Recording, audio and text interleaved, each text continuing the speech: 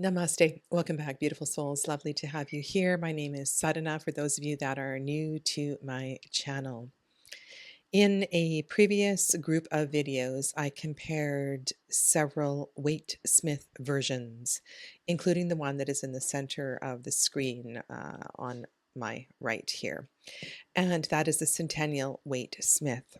And in this next group of videos, I'm going to compare side by side some Waite-Smith inspired decks and just really have a discussion about how they stand up to Pamela Colman Smith's artwork, if they, to what degree they go in their own direction, and really just have a good look at many of these decks through a comparison with the Waite-Smith deck itself, which is something that I don't think I have ever done. And I have several of these planned.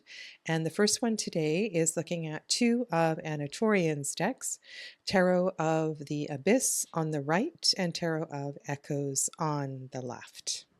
As I go through the cards, I really invite your feedback, pointing out details you may not have noticed before, especially when we put these three decks side by side. So one thing that comes to mind is the relationship between the dog and the Fool, which is quite different in these two cards. I don't believe there is a dog in the deck on the right. So that's something that's interesting. Direction, facings is always something of interest to me, especially since I created Tarot Foundations too, and really started using and seeing the beauty and the power in the first operation, the first part of the first operation, and reading the cards in the direction from right to left, being a forward motion.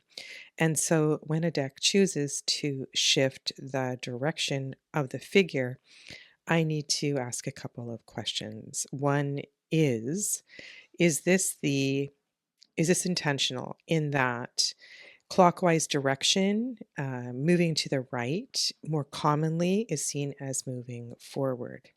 And is this something that is intentional? I think we get the idea of the sun in all of these cards, and the idea of elemental air certainly seems significant there. And I'm looking here at the sleeve and the wings and how closely those two correspond. Really interesting that Ana Tourian chose to put wings on the Fool. And then I'm looking at this flower here.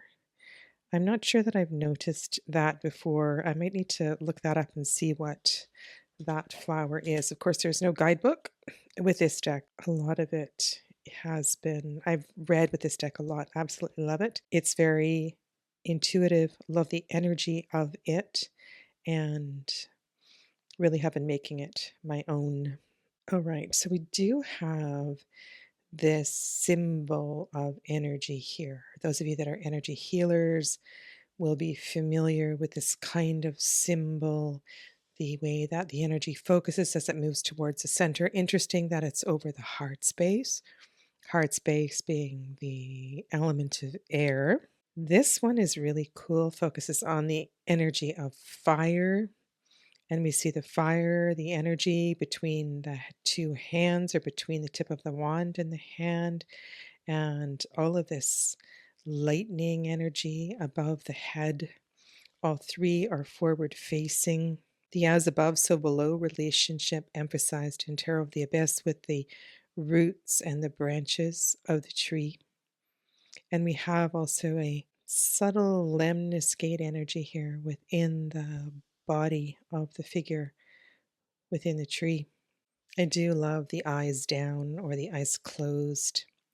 In the card on the left, the cauldron is really powerful. There's a mirror here of the bowl in the hand and the larger cauldron, and that might be something that you could pick up on. We get the greens and the blues in both of the colored decks. And what Ana Tourian does so beautifully is create a sense of movement, and the ability to draw the flow of energy is done so beautifully in her decks.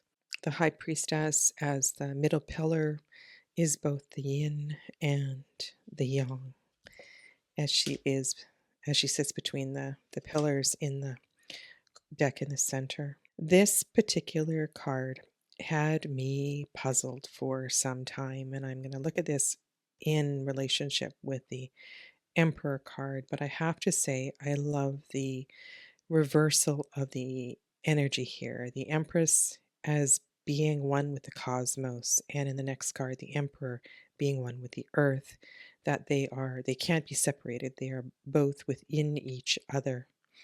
Very sort of gentle nature here, almost as if Mother Nature is weaving the new growth, the new life. And so, what had me really puzzled in Tarot of Echoes is that I would see the Venus card as of the earth, the Mother Earth. But here the Emperor is within the mountains. And in the previous card, the Empress is within the cosmos. And so that connection is really powerful in these two cards. Deeply spiritual. This one feels almost as if the Emperor is upon the sea, which is a little odd for an Aries card. Yeah, so that has me. It looks more like perhaps a King of Cups, except we do see the Emperor symbols on the card, and the Emperor has the horns of the ram. So let me know if you have any thoughts on the energy in the background of the Abyss Emperor. Same title, the Wise One. The Wise One who transmits energy, who has the ability to translate spiritual knowledge and deliver it in such a fashion that the congregation, the disciples, the devotees are able to digest and receive it. And this card here reminds me of the responsibility, the depth, the preparation that goes into being a wise one or a shaman, a great mentor. However, wherever this knowledge is shared, I don't think it really matters in the card. I love the idea of connection and the transmitting of energy. So, this card here, perhaps I'll put it to the side and we can look at it in terms of how Ana Tourian deals with the Hermit in that card. Because, of course, we can compare the Hermit and the Hierophant. In these two cards, we have a close connection between the aspect of divine feminine and aspect of divine masculine. And here we see trees or a tree that perhaps has separated and then come back together. I remember walking in the woods taking photos of this sort of tree, even with young plants, and how trees naturally do this to become stronger. And really love this metaphor that in recognizing, embracing another aspect of ourselves, we can grow together.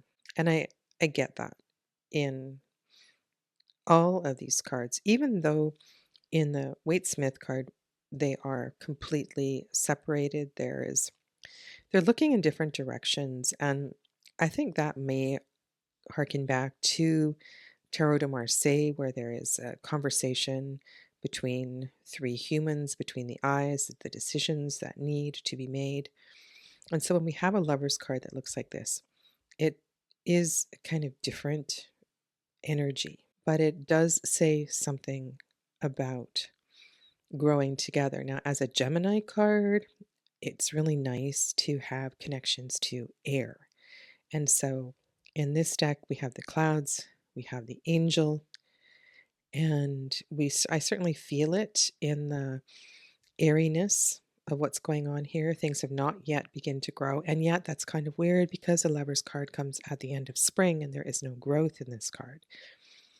It's really, really hard to put all of the aspects of any given card into an illustration. This is a really intriguing chariot. The thing that I don't like about it is there's a desperation. It almost looks to me as if it is a strength card.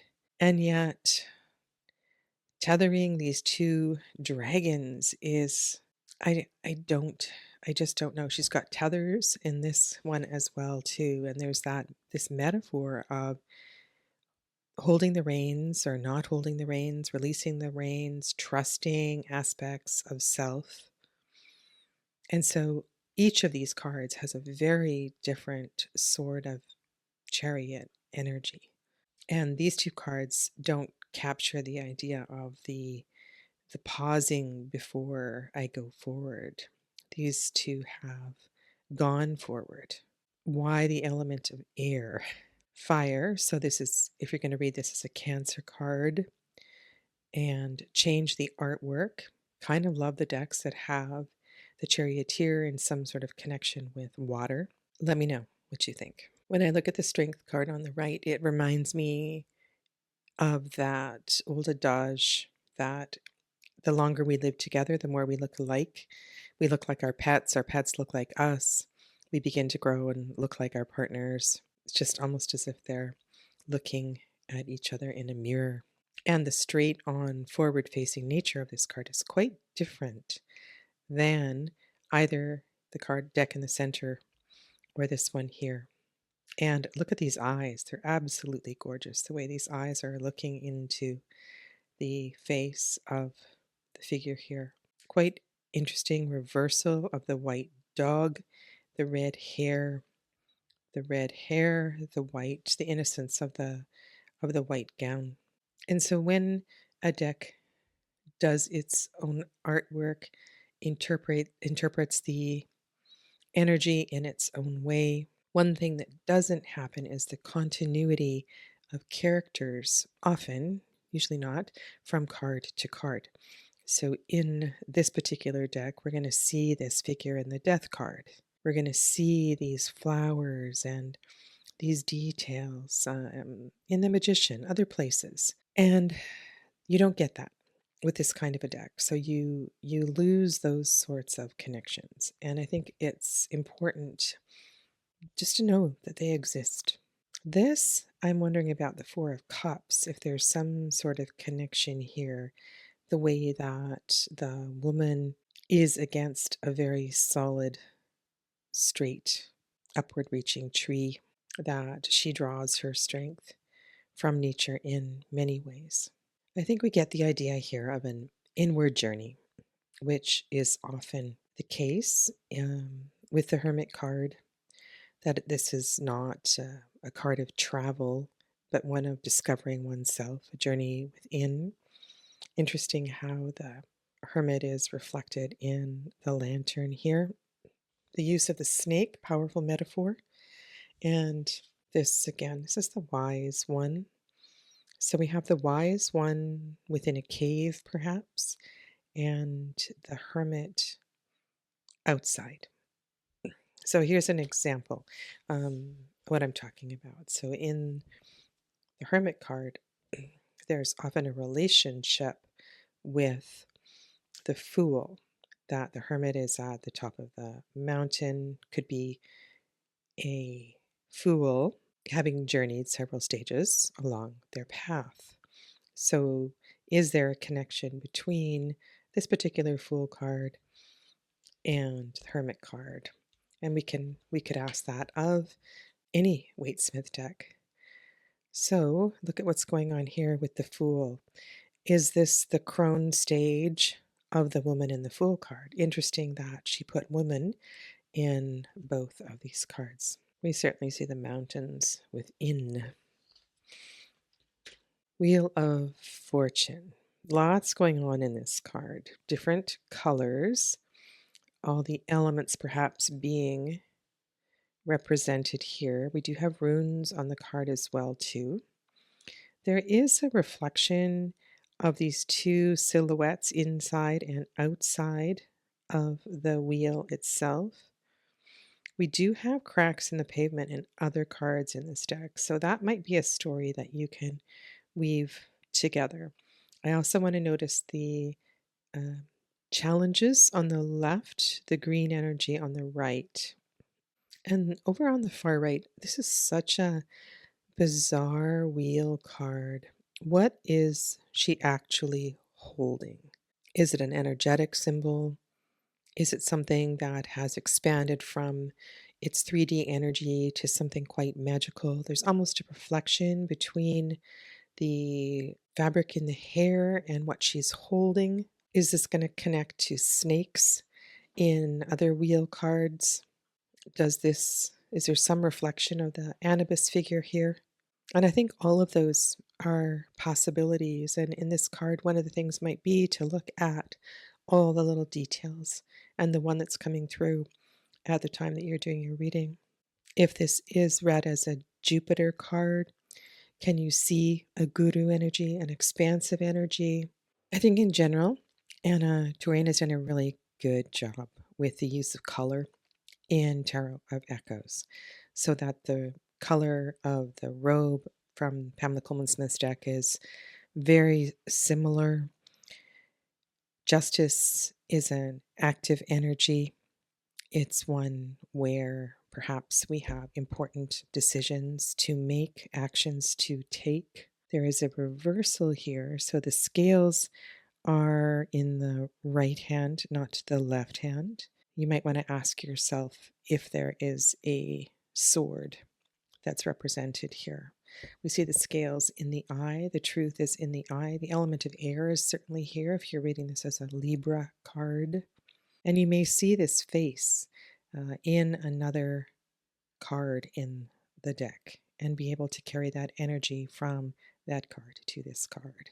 Something is perhaps about to be revealed. This hood is about to come down. Maybe even the veil behind justice is about to reveal something. I'd say in all three of these cards, one of the things I don't get is the idea of adjustment. This is pretty clever for a Hanged One card. Perspective, right? Perspective is everything. And sometimes going out on a limb, going to the edge of the cliff is exactly where we need to go to gain that new perspective, to truly look at things from a different angle. So we require space. And this is quite a different meaning, a different energy from Tarot de Marseille.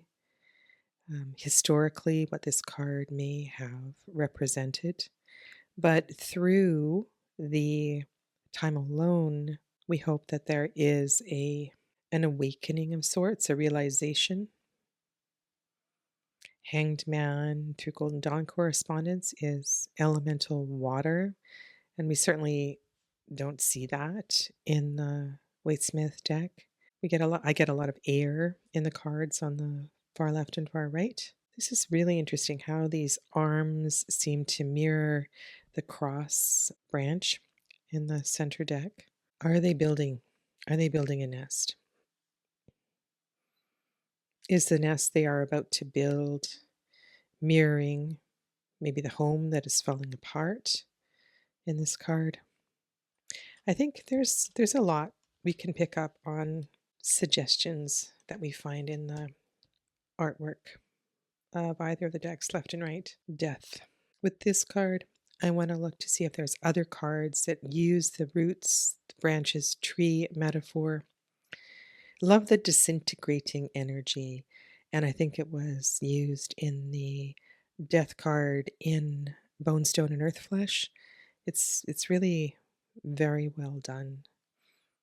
Forward-facing death in these two, as opposed to death walking through the scene. And I talked about, so this is the figure from the Strength card, and there are other symbols that you may see from other cards in the Waite-Smith deck, including some of the background scenery. I don't know that we're going to see that in these cards. So we could look at the Moon card to see if there are any correspondences. So we have the two trees standing on either side of an abyss, a space. And if you turn death upside down, there's something that's going on with the story of these two cards. Part of the reason that I do this is because often, and I know Ana Tourian doesn't talk about the deep level of symbology in her decks. And I really think it's interesting how it comes through, whether it is intentional or not, it is often there. Does that happen in Tarot of the Abyss? This is such an interesting card. It's almost like we have the fates or different aspects of the goddess encircling the moon. Looks a bit like a wheel card of sorts. The relationship between Temperance and the Lovers is also an interesting comparison when these two cards come up in a reading together. And I think that Anna's done something really clever here. And I'm not sure I've ever seen this kind of relationship explored in a Temperance card before. Stages of life being part of the oneness of life. I haven't put this card beside the Karma card from Osho Zen. It might be that one. This one reminds me of. But all of these stories, all of these aspects of self live within. There's something here about institution, the things that we cling to. The emperor clings perhaps to the building, and the devil holds all of this. We have an egg, an Orphic egg here, an egg of some sort, the mountain symbol. I think in all of these cards you have much to explore. What I don't see in relationship with these two cards is a connection to the Lovers. Unless, of course, you want to discuss the choice. The choice here is one to come together to be stronger. So the binding aspect is quite different. Here we have found ourselves bound to something that potentially we can grow from. Maybe we should put this one to the side and look at it with the Eight of Swords. Devil being a Capricorn card, not a Gemini card. Interesting that that's the Gemini card. I don't know. These are all just questions. There is enough in both of these decks to give me lots of conversations and reflections, and there are things that connect one card with another, and I love that. I think that Ana Tourian is very clever in the way that she paints the tarot. Is this the lantern of the Hermit, and how did it end up here? There's something going on here. I feel as if there is an abyss to cross. There's almost a reflection below with the abyss, the energy of above in the night sky. And I love that we have a night sky. This star card, other than the weird proportion of the human here, the idea of releasing the chain that binds is a story that we can connect to other cards in the tarot. We can also perhaps connect this card to the Fool. And if you have decks such as the Wildwood Tarot, you know that there are other decks that connect the Fool and the Star card.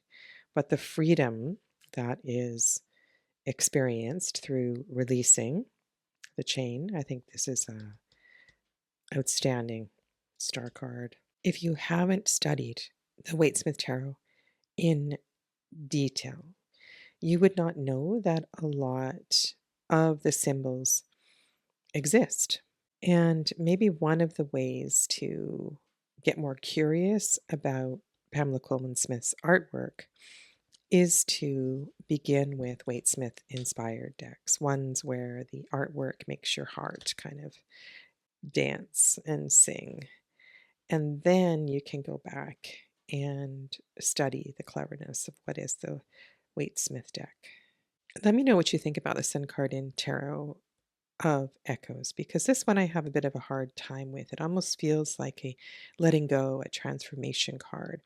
This one I feel is a super interesting perspective. We see the new life, the growth coming from the vital life force energy of the sun. And if this is a lemniscate at the top, that does connect us to the strength card as well. And then we have this powerful card of transformation. And maybe this is a version of the Fool. She's given wings here. I don't know if the wings are growing or being released. And I love this sort of tear in the fabric of time, a reflection of the mystery above and the mystery below, and quite literally awakening to these connections. I feel that these decks, Ana Tourian's decks, do contribute or expand to the Waite-Smith artwork. Give us lots of questions and reflections. This passage that is suggested in the World card, a new birth, a new time, looking back and reflecting. Do we get that in either of these cards? Well, this woman is looking at the object in her hand. Perhaps it is ready to be released. And we see in this particular deck a couple of cards where we have this space between night and day, sun and moon, a glance within, a glance without. I'm not sure that either of these cards capture all of the essential nature of this one. Lemniscate, passage of time, things are always moving, cycles are certainly represented here. Do you get any Saturnian connection with these cards? Well, certainly the idea with Binah, the mother holding space. All right, so Suit of Wands, Root of Fire, Root of Inspiration. Love both of these cards. The wand here, I almost feel like this energy comes from within, and loving this connection of the phoenix rising from the active right hand of this figure. I think this is a gorgeous card. Love the power, the strength here too of the figure that is emerging from the flame of the candle. So here's something to note. So again, Ana Tourian is consciously shifting the direction. So forward facing energy to the right in both of these decks. And that might be something you want to look at in more of the cards. We are not able to see into the distance at all in this particular Two of Wands. Does this remind you of the Six of Swords? And might there be a connection? What is here? There's a map, and there's some coins or something on the map, on the seat on the boat. So the timing is kind of different here. Has she already left? Or is she on her way, as opposed to in the Waite-Smith, this action hasn't yet happened. As a Mars Decan, as Aries ruled by Mars, double Mars card, love that she's colored this woman in red. And all three very different reflections, different perspectives of the Three of Wands. Threes, a building energy. Connect us to the Empress, connect us to Binah, all of the queens. Something is about to be born. Fours, structure. Four of Wands builds a space for us to grow, to build. And I think it's the idea of this being a Venusian decan that brings in the happiness. Venus shows up here. Our divine feminine self shows up here to support the strength of this masculine four square energy in the Suit of Wands. Is this card a reminder to choose the good fight? Does this look to you like a swords card, a battle of the mind? Five of Wands is the first decan of Leo, and we have the horns here, perhaps connecting us to the idea of Aries. Fives take us through powerful transitions, and great action is being asked of us. Which one of these cards better tells the story for you? I love that Ana Tourian has included the audience, the ancestors in her cards, that this victory that we experience in the Six of Wands is because of those that have come before us or marched with us. And we do see a little bit of that in the Waite-Smith artwork, but I think it's more clearly stated or seen in the cards left and right. Both of these decks stay very true to the Waite-Smith. And then we have the 8. Again, we have a shift in direction in these two decks. When I see the wands in vertical alignment, they look more like a gate, a layer of protection. There's a lot of Mercury in this deck, and I wonder about the hourglass. Now, this was a symbol that formerly was connected to the hermit. The hermit had an hourglass, and the hermit, Virgo, is connected to Mercury. This, however, is a Sag card. So we see that perhaps the arrow of the archer here. There are so many layers to these cards, and I think it's really important to study the tarot and to know that you have many different aspects that you can work with in any given card, not just what you may have learned in the little white book. Adding other humans in this card is really kind of powerful, and does, I would say, kind of take away from what this card represents.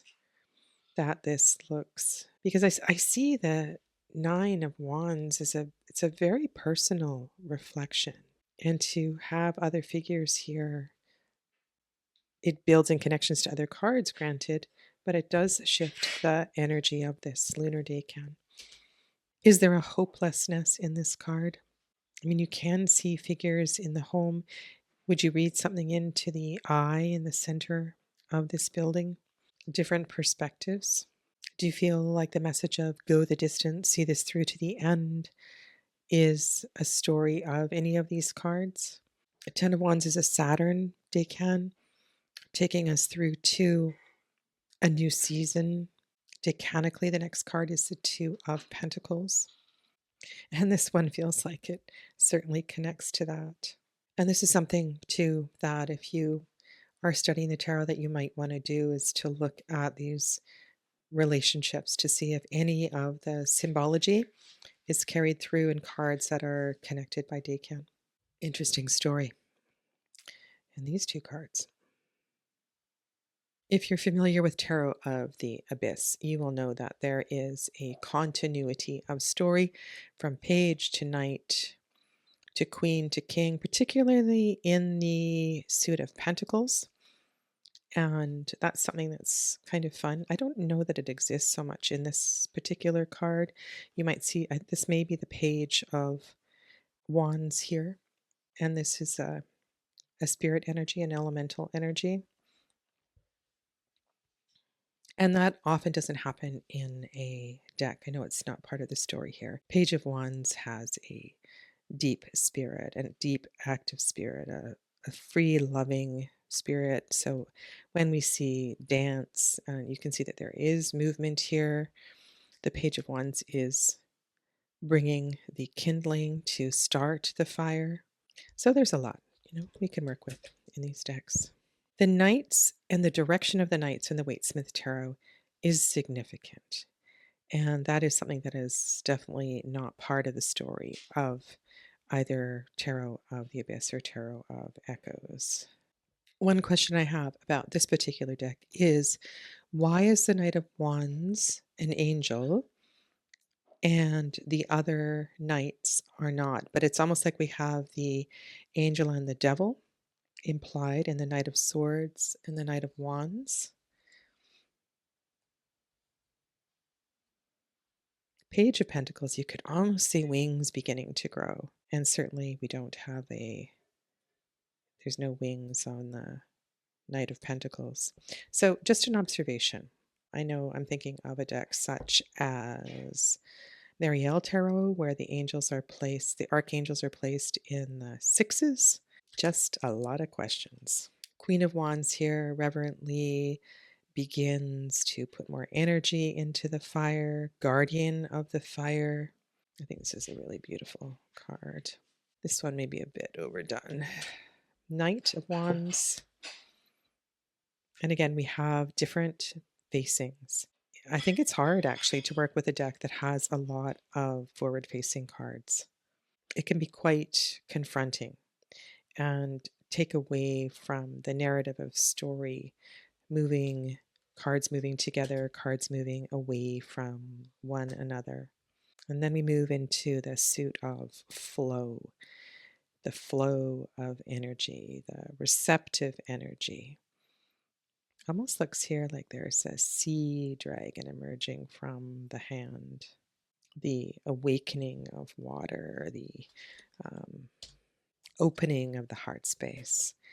First decan of Cancer. So we have the key. And I wonder if there are other keys in this deck that might connect us to something.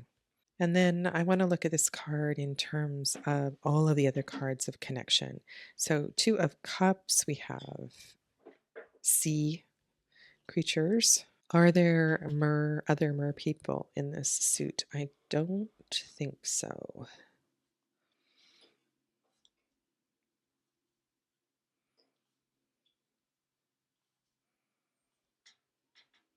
So is it necessary to have a continuity of theme throughout a suit?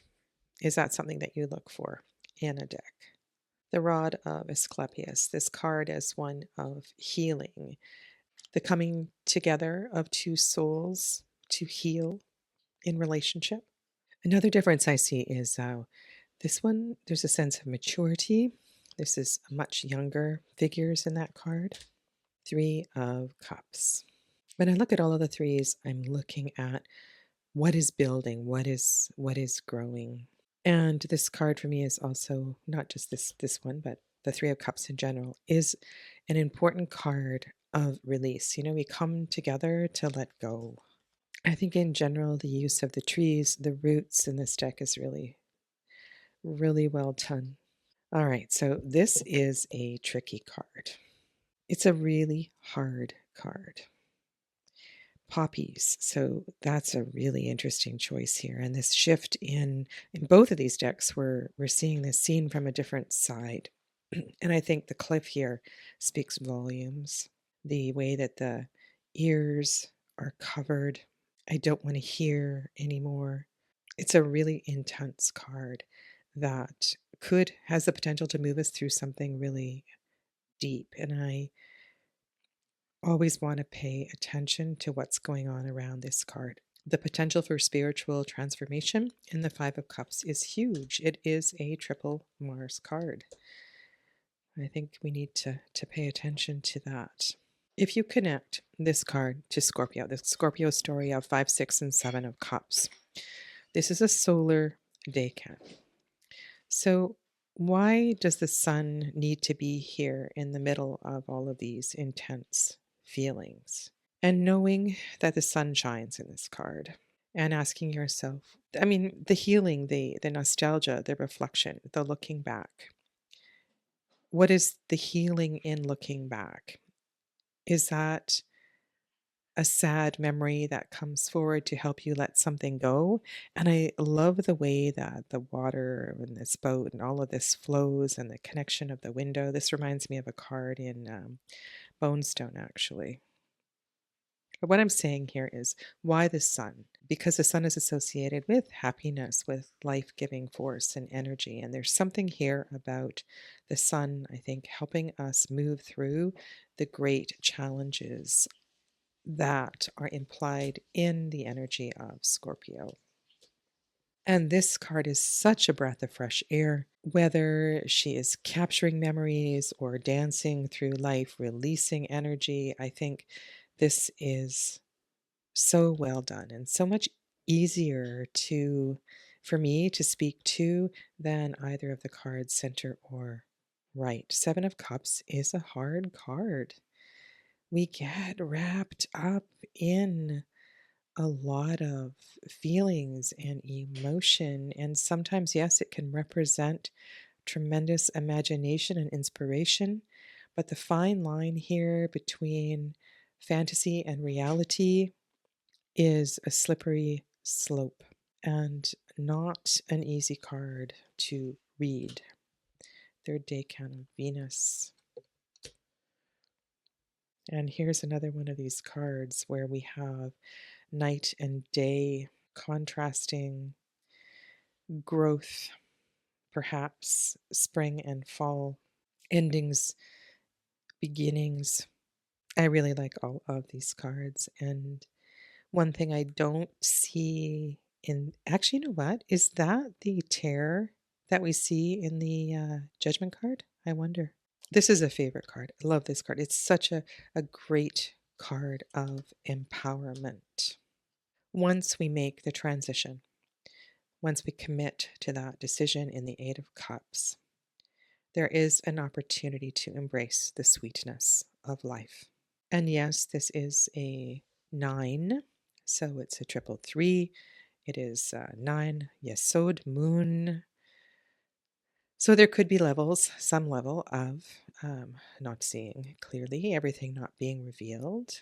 We do have sort of a lunar energy implied, both in the shape and the color here, relationship between sun and moon. And yet I think this also, we need to remember, is a card of great blessings.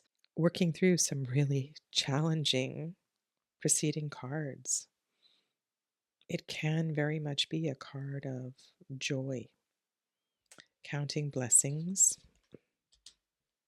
And then we come to the card that is the final decan of the astrological year.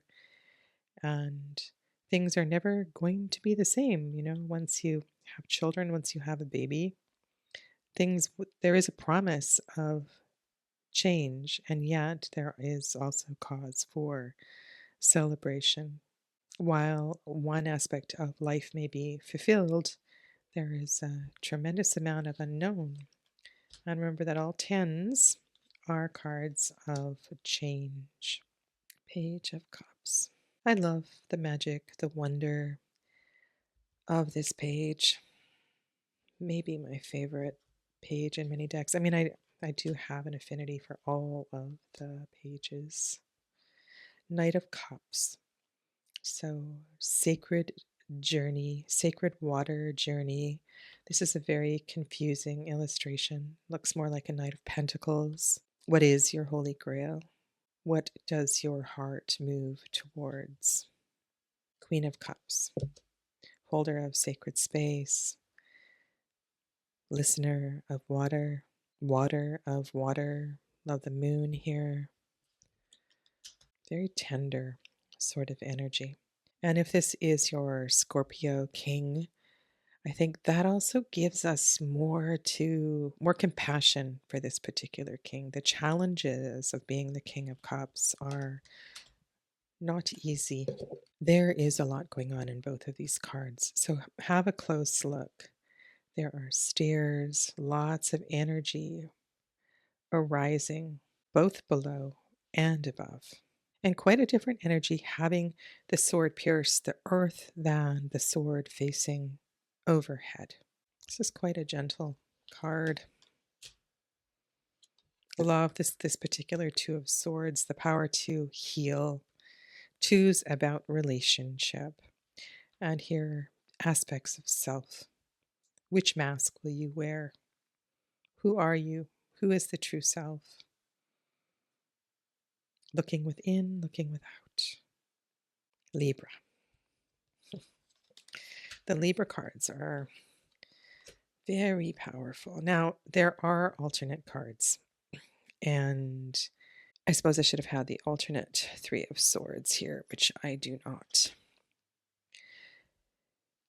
Threes are cards of growth. This is the Queen of Swords, holding space for growth through anguish. And I think there's a lot to be learned and reflected in this card. And I would always suggest looking at this card with the Four of Swords, even if it doesn't show up in a reading. Understanding that the element of air as swords being connected to the heart space, I think, is also part of deepening your understanding with the Three of Swords. Protecting oneself, sacred space to rest and to heal. And so I find myself in this sacred shell. I find this really beautiful.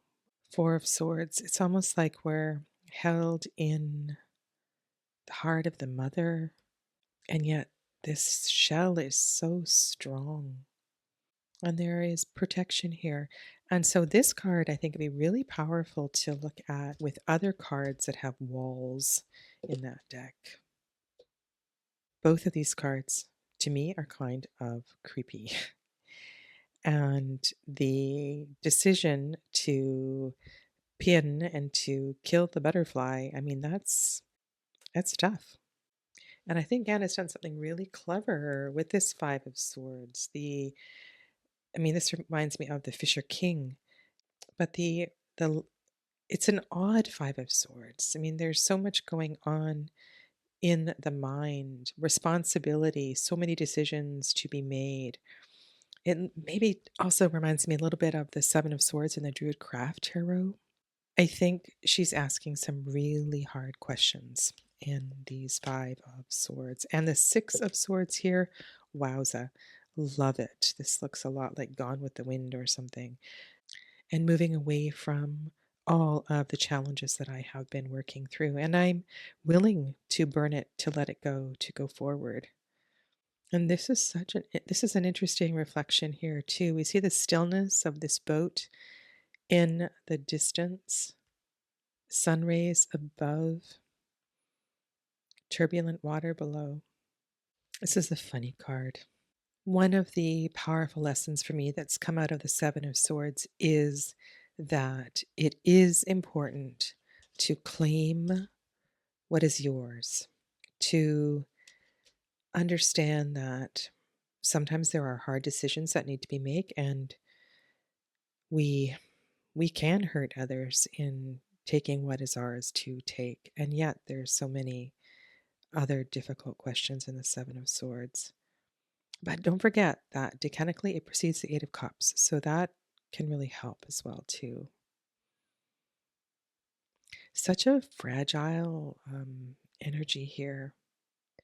We do get the red in the hair and the water. This could be, reminds me of that very first deck that she did, the ink blot deck. One thing we don't see in either of these cards is the mountain in the background. And I think this is an important symbol that connects to the Eight of Cups. Nine of Swords. We have the potential to grow like a flower, like a lotus, if we are able to let the whatever is represented by these ghoulish looking figures here, if we're able to let that go. I have seen this card for some time as one of breakthrough. If we can stay one moment longer, there is a promise of clarity. Clarity will come. We will find the quiet between the noise, and we will understand. It's a 9. It's a sacred card. And then we have this card of surrender. We must let go. I believe there's an alternate card for this one as well too. And again, another card with lots of questions. What will she do when she approaches this young man? Does she have the strength to let go and fall, or will she climb up? She's let go of all of the swords. So if she lets go of all of the swords, will she have the strength to climb back up, or is it necessary to fall and to trust? And this letting go energy, this surrender energy, this is the card that comes before the Two of Cups. And I think understanding these energies decanically can really help us. It's not going to make sense in every reading, but it certainly can help you to expand. Page of Swords.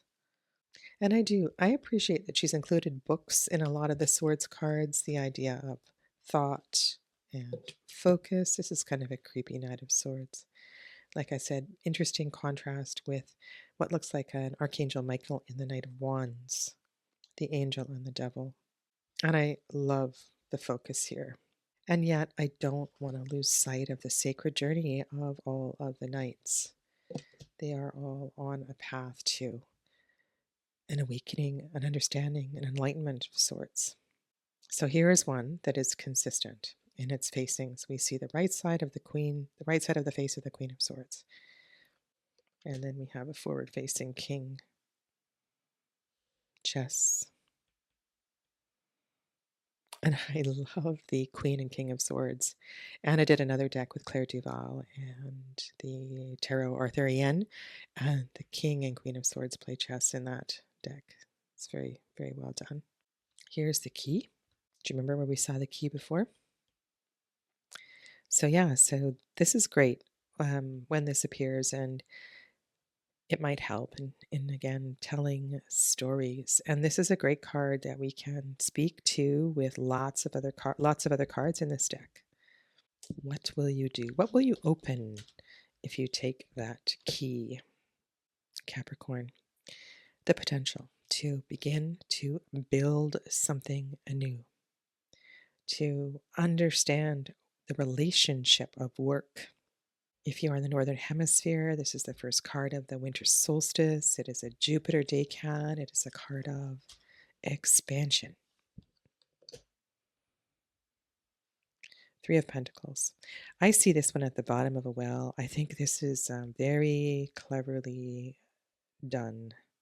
It amplifies the darkness that we see in the back of this card, which is often not discussed. And the fact that we have a connection to the devil here, I think, is great. This is Capricorn, of course, which is the devil, and we have 5 times 3 is 15. So the choices that we make, the process that we go through, all of the considerations in the building of the project before it is actually born are really important. And I think maybe this card oversimplifies the meaning of the Three of Pentacles. A deck that I no longer have, the Thelema Tarot, which is a photorealistic deck. I think this was my favorite card in that deck. There was a young girl out in a field some distance from home and opening her treasure box. Again, a tricky card. 2, 3, 4 of Pentacles. We have built something. Now, what are you going to do with it? We all know the danger of hanging in the fours for too long. And with all that security, sometimes there are hard decisions to be made in going your own way. And this is a card with a lot of layers.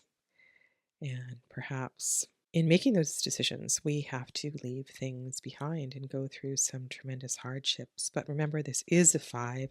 It is a really important part of the journey before we come to the final 6, this place of potential peace and harmony. And this is going to be forever a Mary Poppins card for me. And I love the idea here that we can be content in simplicity.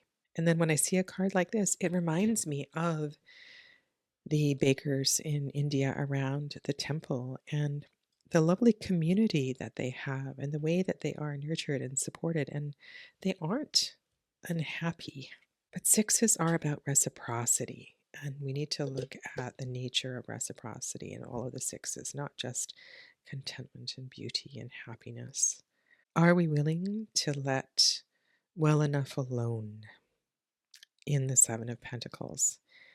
It takes time for the bread to rise, and sometimes the best advice is not to overharvest, not to overweed, and yet we do need to pay attention to the details of life. Focus, refocusing. So 8 as Hod, clarity. This is an important card for me. I love this card. One of maybe finally doing what I love and loving what I do and just giving myself permission to do that independently, alone, away from what is expected of me. Not a card without controversy. Does it help that it's a Virgo card? Does it help that it's a Venus card? All nines, for the most part. I mean, unless an artist has added more figures like she did in the Nine of Wands, are solo cards. Nines connect us to the moon. They are cards of reflection. They are cards of change. They are triple threes, so they are kind of sacred. There is a space of pleasure and joy within these gardens. I want to remember that gratitude is a wonderful lesson in all of the nines. And here's our final 10, a powerful card of change and connection. And I want to say gratitude as well in this card. I'm doing a class tomorrow, and I wrote a reflection about this card that I hadn't really written out before. And if you look at the tree of life, and this path here is the path of the death, path of death. And where the old man sits, this is the path of the devil. So, in essence, the devil looks on to death. And this idea of change and letting go of the fact that he wears blue, she wears red. And there is a changing of the guard here if this is an observer looking on to, or looking back even at a life misunderstood. I mean, there's so much that goes on in this card, and we have it quite simplified, I want to say, in the card on the left, and then a very specific aspect of the card here. So if there was one card to study in the Waite-Smith deck, I would say this is one that is worthwhile doing a deep dive into, and also looking at it from a Thoth perspective. Reading some of the Crowley reference books, maybe Lon Miley Duquette's book, or some of the other ones.